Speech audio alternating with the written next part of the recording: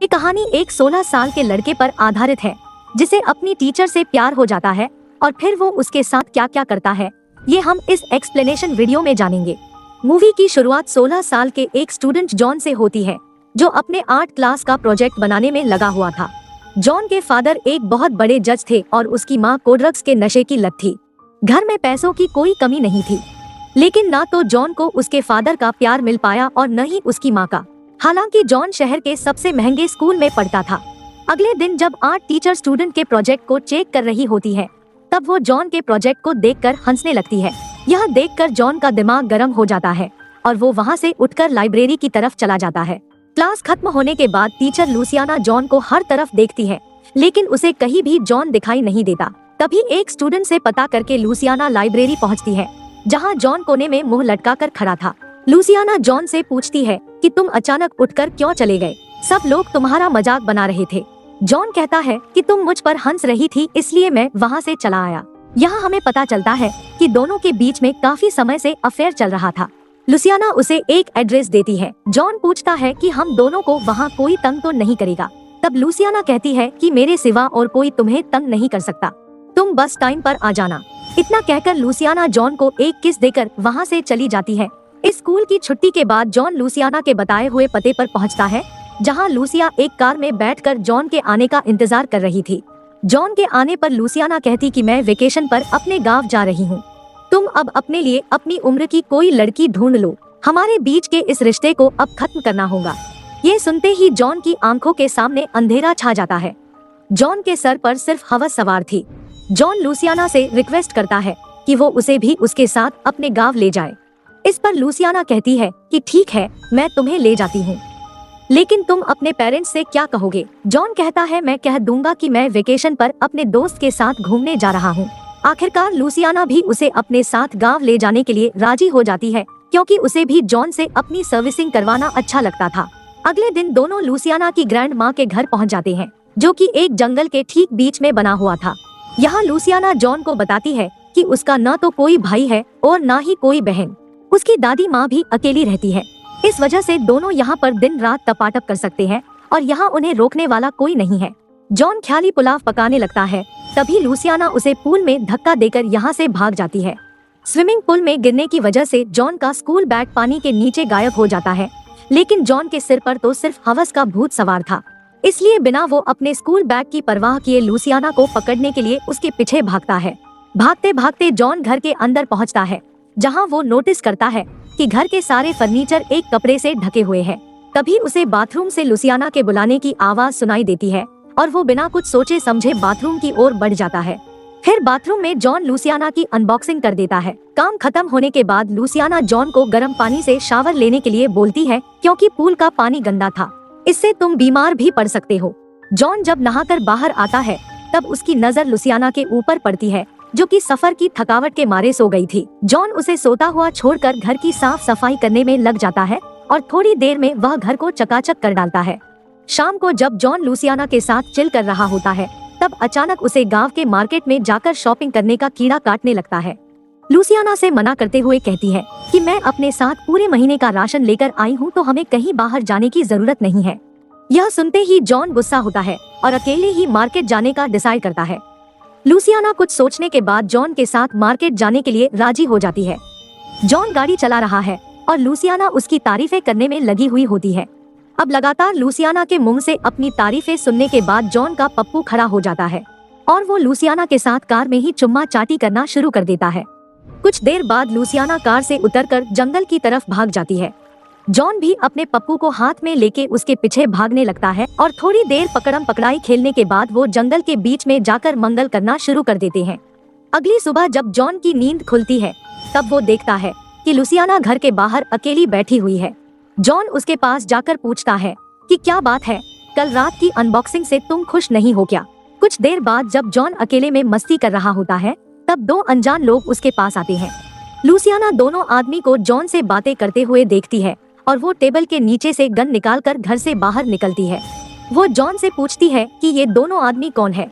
John बताता है कि वो दोनों दरअसल रियल एस्टेट एजेंट है और तुम्हारी दादी माँ की इस प्रॉपर्टी को खरीदना चाहते हैं, लेकिन लूसियाना मना करके उन्हें वहाँ से जाने के लिए कहती है। उन दोनों के जाने के बाद लूसियाना जॉन पर अपना गुस्सा निकालते हुए जॉन को यहाँ से जाने के लिए कहती है।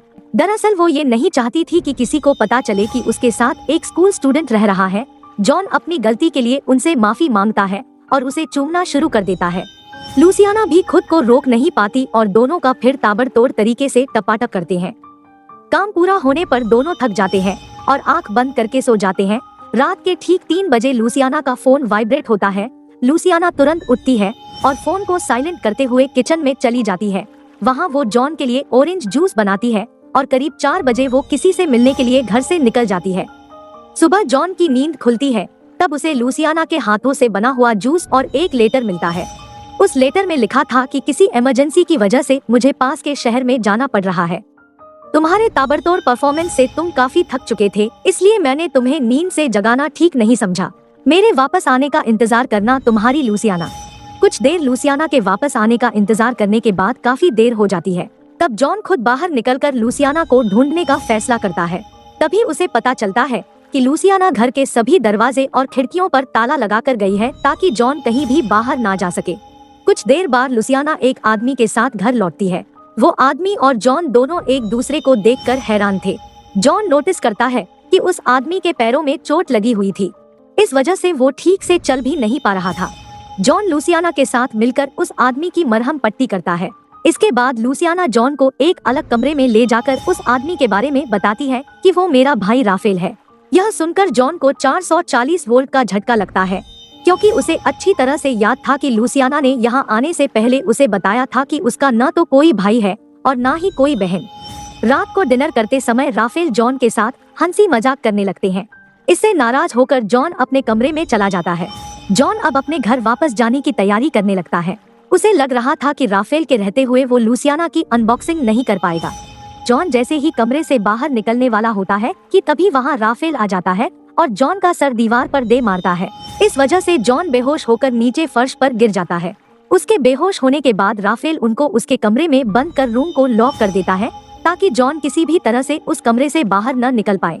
कुछ देर बाद जब जॉन को होश आता है तो वो समझ नहीं पा रहा था कि अचानक उसके साथ ये क्या हुआ।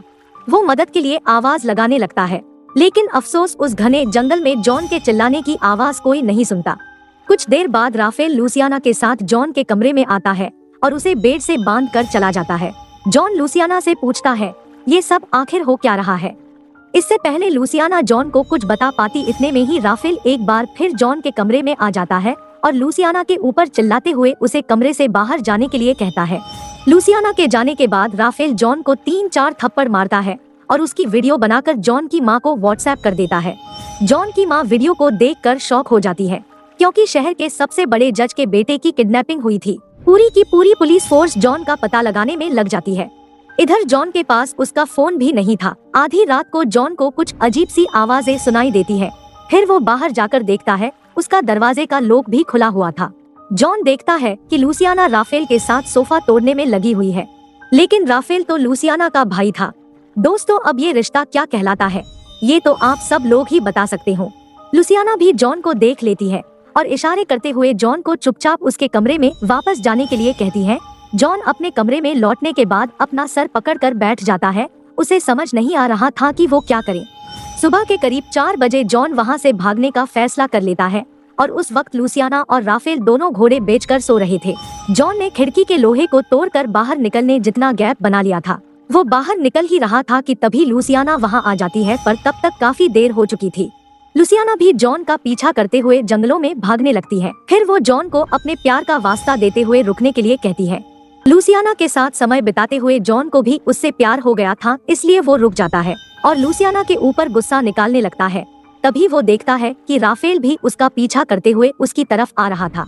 इससे पहले कि जॉन वहाँ से भाग पाता, लूसियाना उनके सर पर एक पत्थर से वार करके उसे बेहोश कर देती है। दोनों जॉन को घसीटते हुए वापस केबिन की तरफ ले जा रहे होते हैं कि तभी राफेल को सामने से एक कार आती हुई दिखाई देती है। उस कार में और कोई नहीं बल्कि राफेल का एक पार्टनर था, जो कि फिरौती की रकम लेकर आ रहा था। अब यहाँ हमें पता चलता है कि लूसियाना ने बहुत पहले से ही राफेल के साथ मिलकर जॉन की किडनैपिंग का प्लान बनाना शुरू कर दिया था। लूसियाना अच्छी तरह से जानती थी कि जॉन का फादर बहुत अमीर है, वो अपने बेटे की मुंह मांगी कीमत देने को तैयार है। राफेल और लूसियाना अपने मकसद में कामयाब हो चुके थे और अब जॉन किसी काम का नहीं था। राफेल जॉन को सूट करके मारने वाला ही होता है। तभी लूसियाना बीच में आ जाती है और राफेल से कहती है कि हमें हमारा पैसा मिल गया है तो हम इसे छोड़ देते हैं। लेकिन राफेल को इस बात का डर था कि कहीं वो जॉन की वजह से पकड़ा गया तो उसे अपनी बाकी की जिंदगी जेल में चक्की पिसते बितानी पड़ सकती है। इसलिए राफेल जॉन को मारने का काम अपने पार्टनर को दे देता है। लूसियाना के साथ वहाँ से चला जाता है। राफेल का पार्टनर जॉन की रस्सी खोल लेता है और कहता है कि भाग, मैं तेरे पिछवाड़े में गोली मारूंगा। जॉन रोते हुए उठता है और बड़ी चालाकी से उसके सिर पर बोरा डाल देता है। अचानक जॉन के इस मूव की वजह से उस आदमी के सर में पीछे खंबे में लगी कील घुस जाती है, जिस वजह से उसकी मौत हो जाती है। जॉन उस आदमी की बंदूक लेकर वहाँ से निकल जाता है और तभी उसकी मुलाकात राफेल और लूसियाना से हो जाती है, क्योंकि वो किसी बात को लेकर झगड़ा करने में लगे हुए थे। जॉन के हाथों में बंदूक देखकर राफेल घबराकर लूसियाना को आगे खड़ा कर देता है। जॉन राफेल से कहता है कि तुम लूसियाना को छोड़ दो वरना मैं तुम्हें गोली मार दूंगा। अब राफेल बड़ी ही चालाकी से जॉन के हाथों से बंदूक नीचे गिरा देता है। फिर दोनों में युद्ध शुरू हो जाता है और एक दूसरे को मारते मारते दोनों स्विमिंग पूल में गिर जाते हैं। जॉन को उसी स्विमिंग पूल में डूबा हुआ बैग मिलता है। इसमें से वो कैंची निकालकर राफेल की गर्दन में घोंप देता है और उसी वक्त राफेल की मौत हो जाती है। अब जॉन के हाथों में जो गन थी वो अब लूसियाना के हाथों में आ गई थी। गन को स्विमिंग पूल में फेंकने के बाद लूसियाना जॉन को लेकर वापस उसी केबिन में जाती है और दोनों रेडी होकर वापस घर जाने के लिए वहाँ से निकल पड़ते हैं और अकेले ही शहर की तरफ निकल पड़ता है और इसी के साथ मूवी एंड हो जाती है।